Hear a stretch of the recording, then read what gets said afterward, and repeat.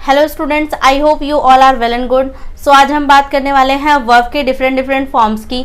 देखेंगे कि किस तरीके के एरर एग्जाम में पूछे जाते हैं। वर्ब की अलग अलग फॉर्म्स है जिनको हम रेगुलर इरेगुलर वर्ब में क्लासीफाई करते हैं। तो आज हम बात करने वाले हैं इसी तरह एक वर्ब की जिसका जो है फाइंड और फाउंड। बात करें फाइंड की, तो फाइंड का मतलब क्या होता है, जहां हम चीज़ों को खोजते हैं, ढूंढते हैं, उस सेंस में यूज़ करते हैं। तो इसका मतलब क्या होता है, खोज। खोज करने के सेंस में हम क्या करते हैं, यूज़ करते हैं फाइंड को। जबकि बात करें अगर दूसरे वाले वर्ब की, दैट इज़ फाउंड, तो फाउंड का मतलब क्या हो जाता है, किसी चीज़ को निर्माण में लाना, या हम बोल सकते हैं किसी चीज़ को स्थापित करना। उस सेंस में हम इसे यूज़ करते हैं। तो इसका मतलब क्या हो जाएगा, किसी चीज़ को स्थापित करने के सेंस में हम क्या करते हैं, यूज़ करते हैं।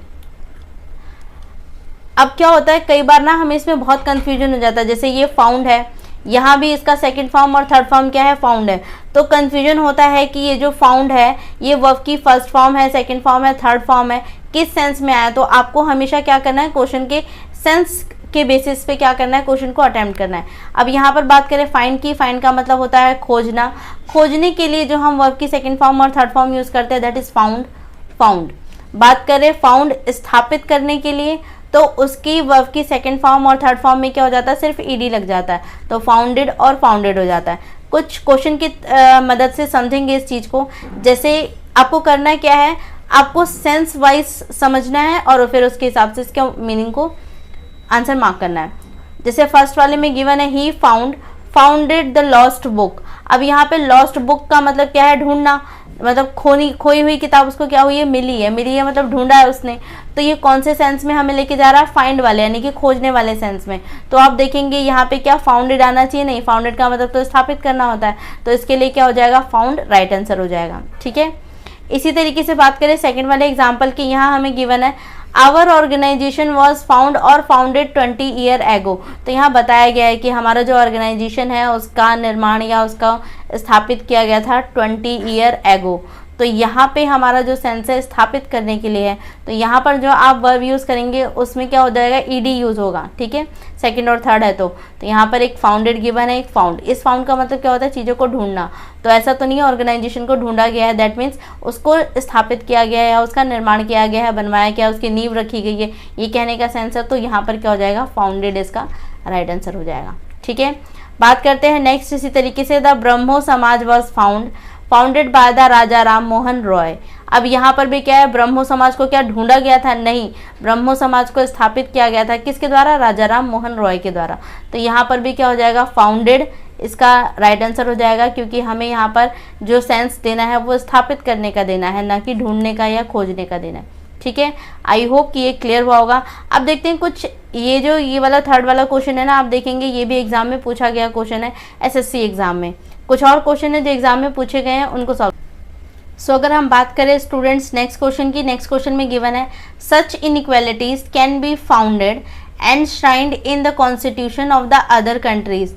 क्या सेंस बन रहा है यहाँ पे कि such inequalities can be founded, इस तरीके की और भी इनइक्वालिटीज देखी जा सकती है, या एनश्राइंड है कहाँ पर, कॉन्स्टिट्यूशंस में ऑफ द अदर कंट्रीज, बाकी जो कंट्रीज हैं उनकी कॉन्स्टिट्यूशन में हम क्या कर सकते हैं, इस तरीके की इनइक्वालिटीज को देख सकते हैं, ढूंढ सकते हैं। तो यहाँ पर जो कहने का सेंस है, जो मीनिंग है, यहाँ पर चीज़ों को ढूंढने का है कि आप क्या कर सकते हैं, दूसरे के कॉन्स्टिट्यूशन में भी ये चीज़ देख सकते हैं, या आपको देखने को मिल जाएंगी, ढूंढने को मिल जाएंगी।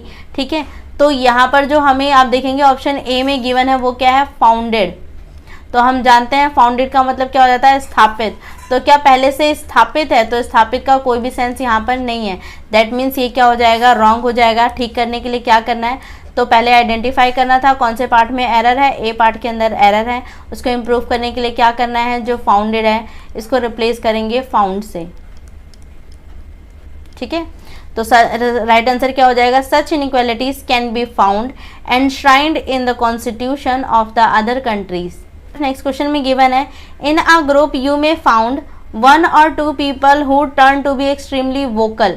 आप क्या है, ग्रुप में 2 या 2 से ज़्यादा लोग, 1 या 1 से ज़्यादा लोग आपको मिल जाएंगे जो बहुत ज़्यादा क्या होते हैं, वोकल होते हैं। तो यहाँ अगर हम बात करें तो आप देखेंगे ऑप्शन, यानी कि ए वाले पार्ट में हमें गिवन है फाउंड, और इससे पहले हमें गिवन है मे क्या है, एक मॉडल वर्ब है, यानी कि मोडाल्स है, और हम जानते हैं मॉडल वर्ब अपने तुरंत बाद क्या लेता है, वर्ब की फर्स्ट फॉर्म लेता है। तो अगर आप इसे वर्ब की फर्स्ट फॉर्म मानेंगे तो ये हमें क्या सेंस देने लग जाएगा, स्थापित का,